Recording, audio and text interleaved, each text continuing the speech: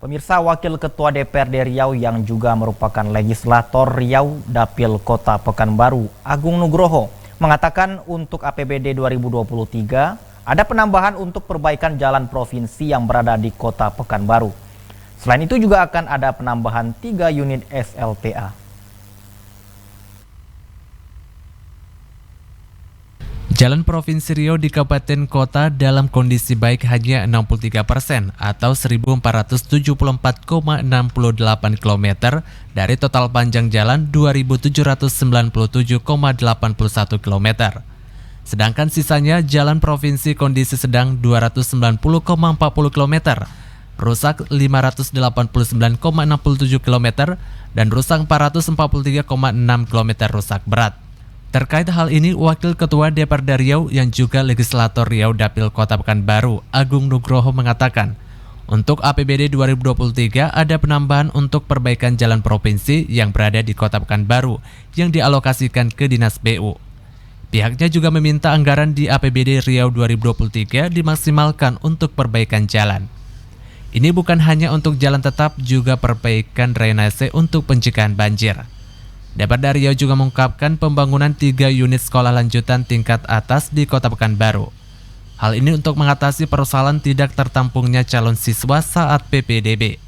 Ketua Demokrat Riau ini juga mengatakan, dalam Banggar 2023 dirinya memastikan di Kota Pekanbaru akan ada penambahan 3 unit SLTA. Ia menjelaskan setiap penerimaan peserta didik baru selalu ada kekurangan. Untuk APBD ini kita memang banyak mengalokasikan khususnya juga untuk beberapa penyelesaian titik-titik banjir.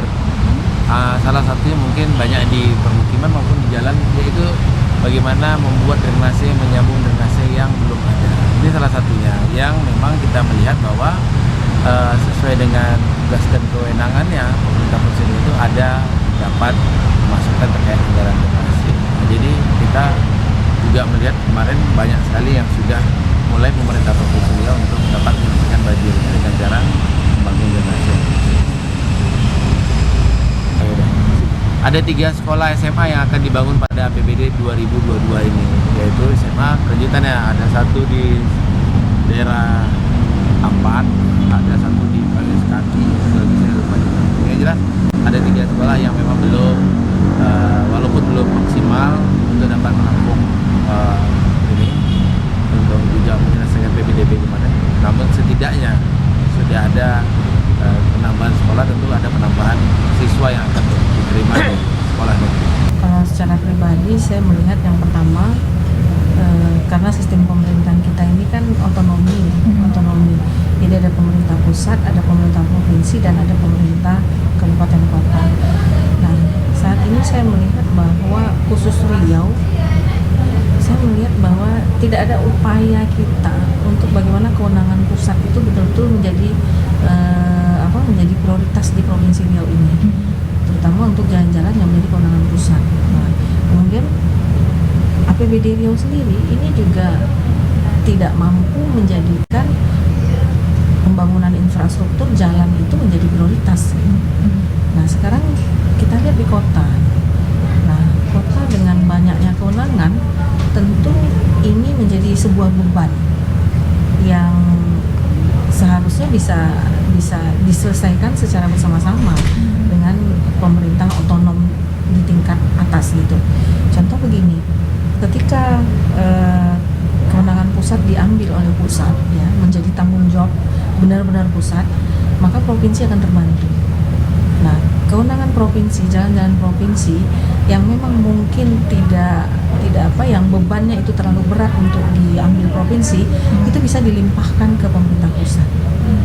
Nah, sehingga kewenangan kabupaten kota yang tadinya harus menjadi beban kabupaten kota, apalagi Kota Pekanbaru, ini bisa dialihkan kewenangannya menjadi jalan provinsi. Nah, hal-hal seperti ini kan satu hal yang harus didudukkan secara bersama antara gubernur, kemudian juga gubernur merangkap sebagai perwakilan pemerintah pusat, dan bupati wali kota khusus Kota Pekanbaru, sehingga beban APBD apalagi kondisi ekonomi sekarang ini bisa terbagi secara ideal, sehingga kota mungkin yang tadinya bebannya terlalu banyak untuk menyelesaikan perbaikan-perbaikan jalan yang saat ini kita sama-sama rasakan banyak lubang, banyak menimbulkan ketidaknyamanan dan bahkan mengakibatkan kecelakaan. Nah, itu bisa terbagi bebannya ke provinsi. Pihaknya akan melakukan runut ulang dengan tujuan agar peruntukan PBDB tepat sasaran. Tujuan peruntukan PBDB sendiri di mana peserta didik yang tidak mampu dapat mengisi sekolah negeri di daerahnya dan sekolah-sekolah swasta dapat terisi untuk keluarga yang mampu. Legislator Pekanbaru ini berharap untuk masing-masing keluarga, baik keluarga mampu maupun tidak, anak-anaknya dapat bersekolah di tempat seharusnya. Presti Bosya Layonda dan Randi Syaputra melaporkan.